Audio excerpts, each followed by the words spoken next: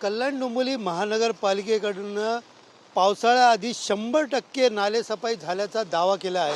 मात्र माझ्या पाठीमागं जे दृश्य आहे हे वास्तव कुठंतरी समोर आणणारं आहे. मी सध्या उभा आहे कल्याण पश्चिमेतील गोविंदवाडी रोड परिसरात आणि आपण पाहू शकता माझ्या पाठीमागं जो नाला आहे हा पश्चिमेतील मुख्य नाला आहे आणि या नाल्याचं आपण पाहिलं तर कचरा त्याचबरोबर प्लास्टिक आणि जलपर्णीने पूर्ण व्यापलेला हा नाला आहे आणि त्यामुळे या नाल्याचा प्रवाह देखील या ठिकाणहून बंद झालेला आहे.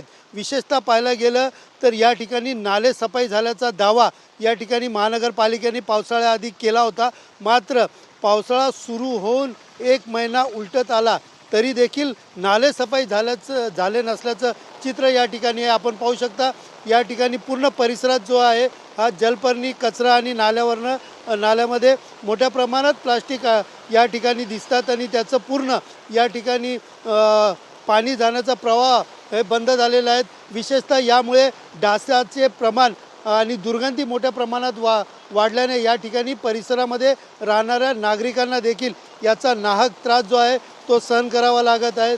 यामुळे एकंदरीत पाहायला गेलं तर महानगरपालिकेने लवकरात लवकर ही नालेसफाई पूर्ण करावी आणि त्यानंतर या ठिकाणी जे डास आणि दुर्गंधी आणि त्याचबरोबर नागरिकांच्या प्रकृतीवरती याचा जो परिणाम होतो याकडे लक्ष द्यावा अशी मागणी आता सर्वसामान्य रहिवाशांकडून केली जात आहे.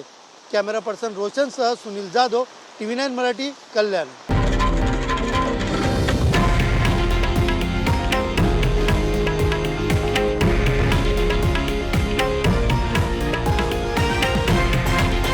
हे आहे देशातील नंबर 1 न्यूज नेटवर्क आणि आपण पाहत आहात TV9 मराठी, एकमेव.